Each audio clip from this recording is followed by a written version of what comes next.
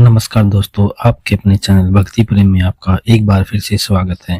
आइए आज की वीडियो को शुरू करते हैं। 14 वर्ष के वनवास के बाद भगवान श्री राम और माता सीता अयोध्या लौटे थे, लेकिन कुछ ही दिनों बाद फिर एक धोबी के कहने पर माता सीता को श्री राम से अलग रहना पड़ा। लेकिन क्या आपको पता है, सीता को यह वियोग एक तोते के श्राप की वजह से सहना पड़ा था। आखिर क्या था उस तोते और माता सीता के बीच की यह कहानी, आइए जानते हैं। जब माता सीता छोटी थी, वे अपनी सखियों के साथ एक बाग में खेलने गई थी। वहाँ खेलते खेलते उनकी नजर एक तोते की जोड़ी पर पड़ी, जो आपस में कुछ चर्चा कर रहे थे। तभी माता सीता ने चुपके से उनकी बातें सुन ली। तोते की जोड़ी भविष्यवाणी कर रही थी कि आने वाले समय में राम नाम का एक प्रजापति राजा होगा और जिसका विवाह एक सुंदर राजकुमारी सीता से होगा। यह सभी बातें जब माता सीता ने तोते की जुबानी सुनी तो उन्होंने उनसे पूछा कि आपको यह जानकारी कहाँ से मिली। तो तोते ने उत्तर दिया कि उन्होंने यह सारी जानकारी महर्षि वाल्मीकि के मुख से कथा सुनी थी,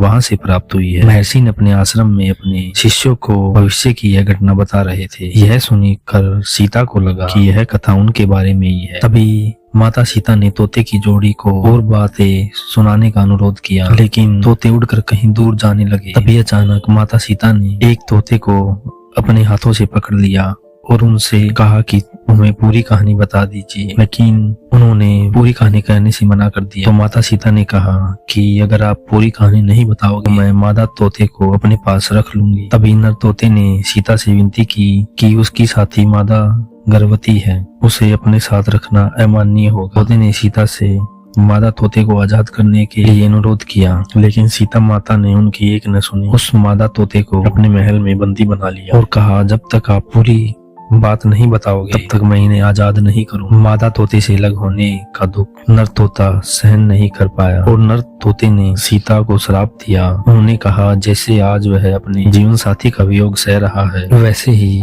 सीता भी एक दिन अपने पति का वियोग का दर्द झेलेगी। यह श्राप सुनकर भी सीता ने माता तोते को नहीं छोड़ा।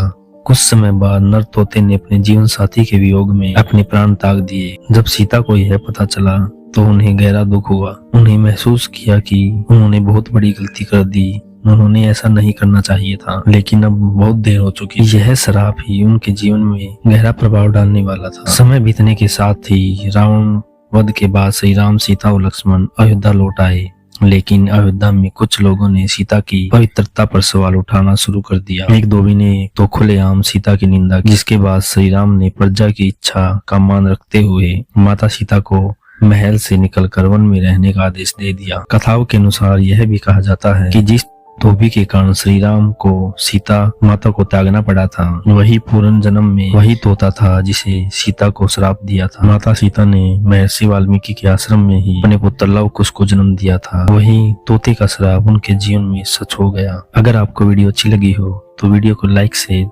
और कमेंट में जय श्री राम अवश्य लिखें।